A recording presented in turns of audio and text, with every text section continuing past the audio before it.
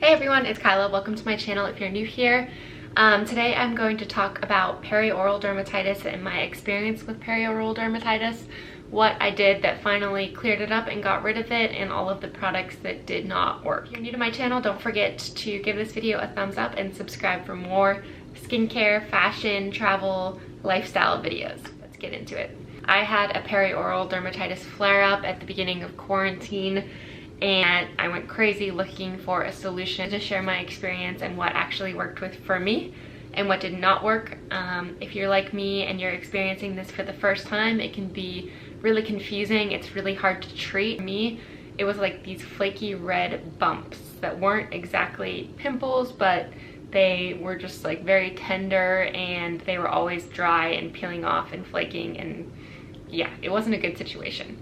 Basically, I went to Dr. Google, and I Googled and I Googled and I watched YouTube videos on YouTube videos, and I tried a couple of different home treatments, which I'll talk about now. Number one, apple cider vinegar. I tried using apple cider vinegar because I had read that it worked for some people, and basically for me it did not do the trick. I had tried putting it on a cotton pad and just kind of lightly holding it on there. I was consistent with it for a couple of weeks, and it did absolutely nothing to make it better. It didn't get rid of it, it didn't diminish it, it didn't help with the inflammation whatsoever. So the next thing that I went to was this violet, I think it's violet extract.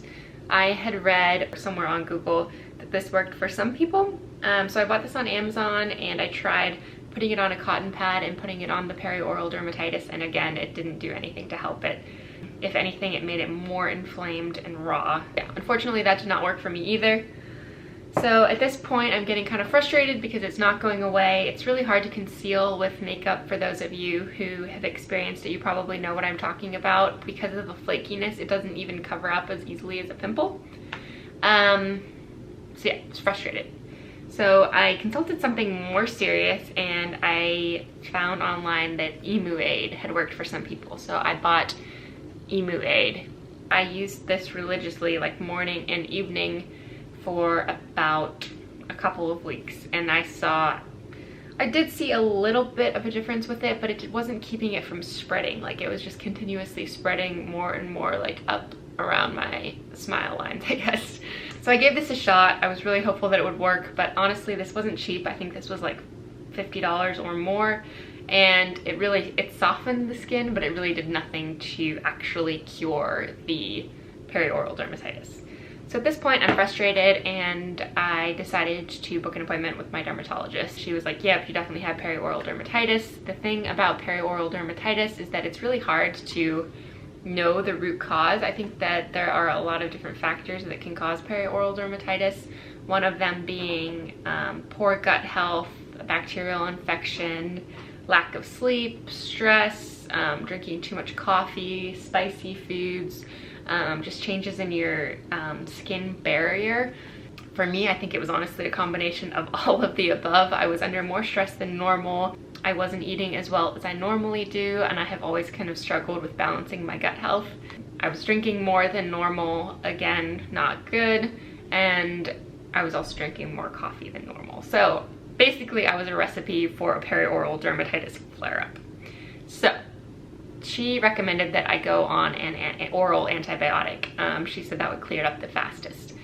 Like I said, I've struggled with my gut health in the past, and I really am not a big advocate for common antibiotic use. I don't believe that it's healthy. I think that it destroys a lot of that good bacteria in your gut, and I knew that if I went on an oral antibiotic, I would just kind of have flashback reactions, because in the past when I had gone on antibiotics, it caused all of this poor gut health, it caused acne, it caused foggy brain, and all of these other issues that I'll get into in another video if you all are interested in hearing about that.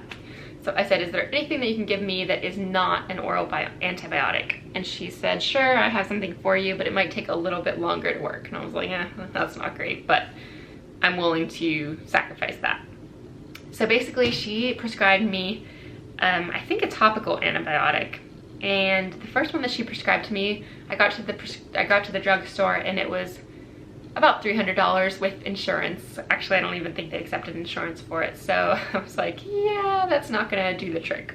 So I called and they called in another one. This one was still, I think, a little bit over 100, but all in all, I had already wasted a lot of money trying to find a solution on my own that wasn't working. So I was willing to pay that price if it were to actually work. She ended up prescribing me Metronidazole treatment cream. You get a big thing of it. Within 3 days, there was a significant difference, and within about 2 weeks, it had completely cleared up along with all scarring and any traces of it. So for me, the only thing that worked, and it really did a great job.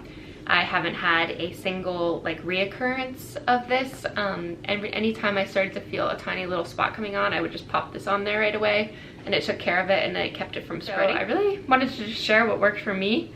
Other factors that I will say, I have really been mindful about trying to lower my stress, take better care of myself, eat healthier, and then I also incorporated a prebiotic and a probiotic, and I take those every day. I'm taking a number of other vitamins, and if you all want to learn more about the vitamins that I'm taking that have really helped improve my skin and my overall well-being, just let me know in the comments and I'll do a video on those as well. So just remember that your skin is a reflection of what's going on in the inside, so don't forget to pay attention to that as well. This video helped some of you out.